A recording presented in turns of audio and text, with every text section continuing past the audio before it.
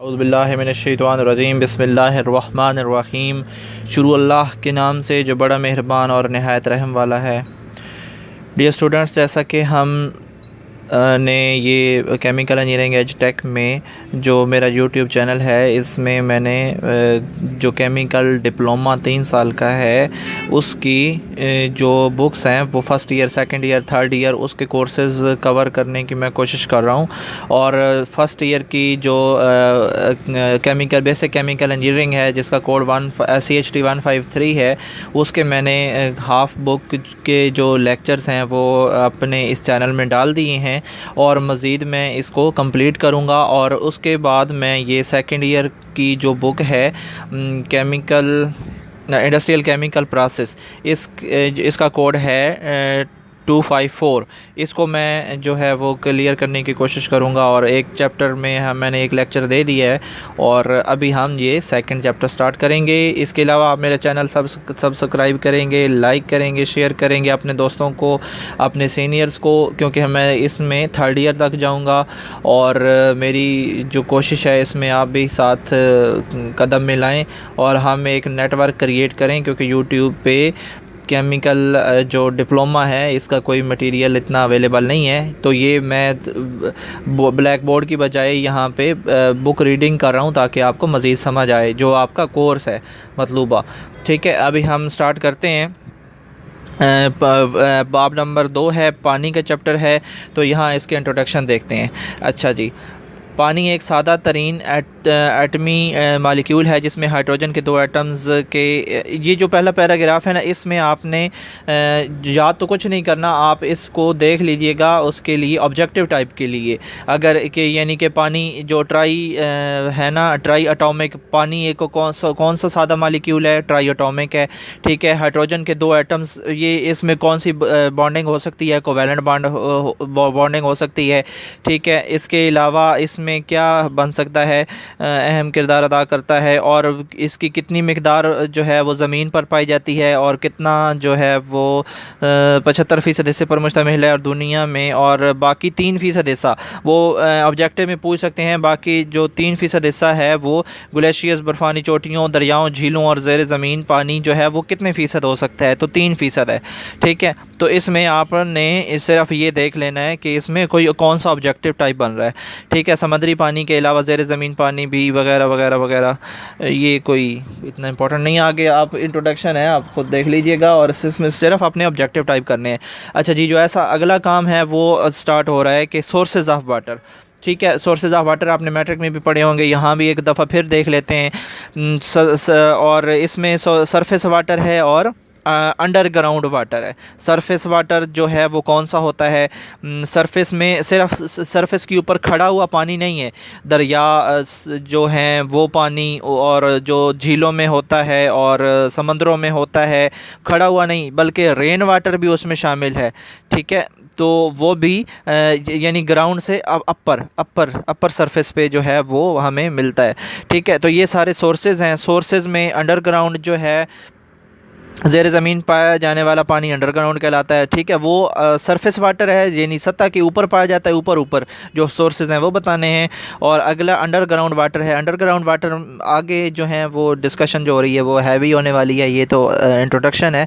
अच्छा, ज़ेर ज़मीन पाया जाने वाला पानी अंडरग्राउंड कहलाता है। बारिश का पानी ज़मीन पर इकट्ठा होने के बाद ज़ेर ज़मीन जाना शुरू हो जाता है, यानी कि एक दफ़ा वो पानी जो है वो ज़मीन के ऊपर खड़ा रहता है, खड़ा होने के बाद अगला स्टेप क्या होता है, ज़मीन के अंदर रिसना, ज़मीन के अंदर जाना शुरू कर देता है। अंदर जाता है तो फिर क्या होता है, वहाँ पे उसे ज़ेर ज़मीन सख्त चट्टानों से टकराने के बाद महफूज हो जाता है। जिस तरह, क्योंकि जिस तरह हम महफूज करते हैं ना पानी को किसी गैलन में या किसी ठोस चीज़ में, ठीक है, तो वहाँ से वो इधर उधर नहीं जाता। तो इसी तरह नीचे जो कैन बने हुई हैं अंडरग्राउंड में, वो कौन से कैन्स हैं, वो पत्थरों की शक्ल में है। ठीक है, वहाँ पे जाके ये ज़ख़ीरा कर जाता है और नीचे जो ज़मीन के नीचे नीचे जो चट्टानें हैं वहाँ पे जाके ये ज़मीन में रिसने के बाद वहाँ पे जाके खड़ा हो जाता है। तो इस तरह सोर्सेज बन जाते हैं पानी के, ठीक है। और वहाँ तक क्योंकि जो चट्टानें हैं वो ज़ेर ज़मीन है, नीचे हैं, तो वहाँ तक जाते जाते क्या हो जाता है, ज़ेर ज़मीन सफ़र के दौरान इसमें बहुत सारे नमकियात जो है वो हल हो जाते हैं, और लिहाजा ये नमकियात भी पानी के साथ ज़ेर ज़मीन ज़खायर में मौजूद रहते हैं। तो नीचे जाने के दौरान वो जो नीचे ज़खायर बनते हैं, फिर हम क्या करते हैं, फिर हम ये टेक्निकल या कह लें मैकेनिकल सोर्सेज इस्तेमाल करके, ट्यूबवेल हो गया, नलका हो गया, मोटर वगैरह हो गई, इस तरह के हम तरीके इस्तेमाल करके उसी पानी को निकालते हैं जो कि उन्हीं चट्टानों के ऊपर जो इकट्ठा हुआ होता है। लेकिन वहाँ तक जाने और उसको वहाँ से निकालने के दौरान क्या होता है, वहाँ पे उसमें जो है वो नमकियात शामिल हो जाते हैं, ठीक है। तो इसको हम जो है वो इम्प्योरिटीज़ कहते हैं। और आगे देखते हैं कि ये नमकियात और क्या होते हैं, कसाफ़तें कैसे बनती हैं। पानी में कसाफ़तों के ज़राए, पानी में कसाफ़तें आती कहाँ से हैं, ग्राउंड इम्प्योरिटीज़। अब जो वो नीचे जा रहा होता है पत्थरों के ऊपर, नीचे जो ज़ेर ज़मीन पत्थर है, वहाँ तक जाने के दौरान इसमें इम्प्योरिटीज़ कहाँ कहाँ से इकट्ठी होती हैं, ग्राउंड इम्प्योरिटीज़ होती हैं। वो आगे हम देखते हैं कौन सी हैं। और सीवेज और इंडस्ट्रियल वेस्ट जो होता है ये भी उसमें शामिल हो जाता है। पानी जो है वो जिस तरह बारिश का पानी है वो बह के जाता है मुख्तलिफ़ इलाक़ों में, तो जाते जाते वो उसमें ये चीज़ें इकट्ठी हो जाती हैं। इसके अलावा ऑर्गेनिक इम्प्योरिटीज़ जो खादें वगैरह होती हैं, या जो केमिकल्स होते हैं, या जिस तरह सोप है वो घरों से बाहर नालियों में या इधर उधर जो है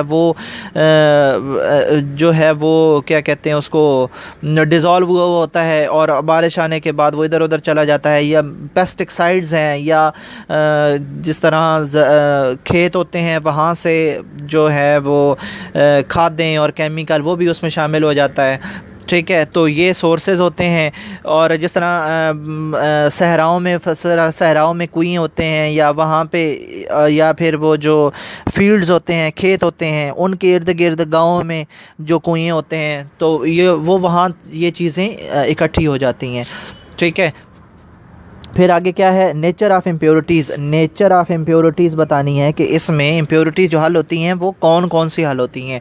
गैसेस होती हैं, लिक्विड होता है, क्या क्या होता है, ठीक है। तो पहली इम्प्योरिटीज़ क्या है, नेचर ऑफ़ इम्प्योरिटीज़ में पहली क्या है, हल शुदा गैसेस। गैसेस कौन सी होती हैं, मसलन कार्बन डाइऑक्साइड है, सल्फाइड, हाइड्रोजन सल्फाइड वगैरह पानी में। इसके अलावा नमियाती अशिया के गलने सड़ने से पैदा होने वाली बू भी शामिल हो जाती है, ठीक है। तो वो स्मेल भी शामिल हो जाती है, इसमें अब्जॉर्ब हो जाती है पानी में, ठीक है। और इसके अलावा ये जो गैसेस होती हैं ये इंडस्ट्री से आ रही होती हैं, इंडस्ट्री एग्जिट जो होते हैं, ठीक है, वहाँ से ये गैसेस उसमें शामिल हो जाती हैं। और ये क्योंकि गैसेस इंडस्ट्री से निकलने के बाद एनवायरनमेंट में चली जाती है, एनवायरनमेंट में जाके इकट्ठी हो जाती हैं। फिर जब बारिश आती है तो उसमें ये पानी में डिज़ोल्व होकर नीचे आ जाती हैं, ठीक है। उसके बाद सस्पेंडेड इम्प्योरिटीज़ होती हैं। सस्पेंडेड इम्प्योरिटीज़ वो होती हैं जो कि तैरती हुई होती हैं, जिस तरह पत्थर हो गए, शापर हो गए, पत्ते हो गए, ठीक है। तो इसके अलावा वो जो रेत है वो भी तैरती है, और जो मट्टी है, क्योंकि पानी गदला होता है इसका मतलब उसमें मट्टी शामिल है, वो भी इसमें तैरती है, ठीक है। ये कसाफ़तें पानी की टर्बिडिटी का बायस बनती हैं। टर्बिडिटी का मतलब क्या है कि गदलापन, पानी का जितना पानी गदला होगा इतना उसकी टर्बिडिटी ज़्यादा होगी, ठीक है। तो ये उसकी सस्पेंडेड मैटर्स हो गए। सस्पेंडेड मैटर्स के अलावा इसमें माइक्रोस्कोपिक मैटर्स जो हैं, पानी में मौजूद बैक्टीरिया, जो यानी कि पोल्यूशन होती है, जिस तरह एनवायरमेंटल पोल्यूशन होती है, इस तरह पानी में माइक्रो ऑर्गेनिज़म, एल्गी और माइक्रो ऑर्गेनिज़म छोटे छोटे जो इंसानी आँख से नज़र नहीं आते, ठीक है, वो वाले जो माइक्रोस्कोप खुर्दबीनी जानदार होते हैं वो भी इसमें शामिल हो जाते हैं, ठीक है। जिस तरह फ़र्ज़ करो गंदा पानी खड़ा हो ना, गंदा पानी, तो उसको आप उसका एक ड्रॉप लें और उसको माइक्रोस्कोप में रखें, तो उसमें माइक्रोस्कोप में उस एक कतरे में आपको बहुत सारे तैरते हुए खुर्दबीनी जानदार मिलेंगे। कोई कहीं तैर रहा होगा मछलियों की तरह, कोई कहीं, तो ये चीज़ें भी उसमें शामिल होती हैं टर्बिडिटी में, या इसके अलावा ये गदलेपन में, ठीक है।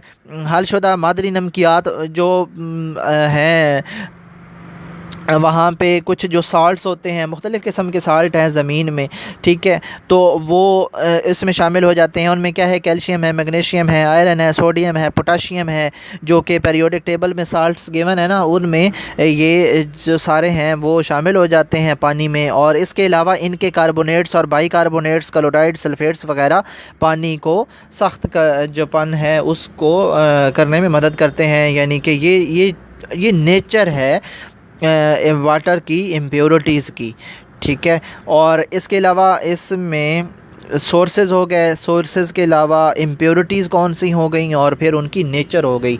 नेचर में आपने ये सारी चीज़ें बतानी है कि वो गैस है, कौन कौन सा यानी कि कौन कौन सी इम्प्योरिटी है और किस किस फेज़ में है, गैसियस फेज़ में है, सस्पेंडेड है, ऑर्गेनिक है, वगैरह वगैरह वगैरह, साल्ट्स हैं, क्या कौन सी इम्प्योरिटी है, ठीक है, ये आपने बता देनी है। और थैंक यू, अल्लाह हाफ़िज़। मज़ीद अगले हम पढ़ते हैं, अगली जो है हमारी वीडियो, उसमें हम हार्ड वाटर और आगे सॉफ्ट वाटर और सब कुछ पूरा चैप्टर देखेंगे। थैंक यू, अल्लाह हाफ़िज़।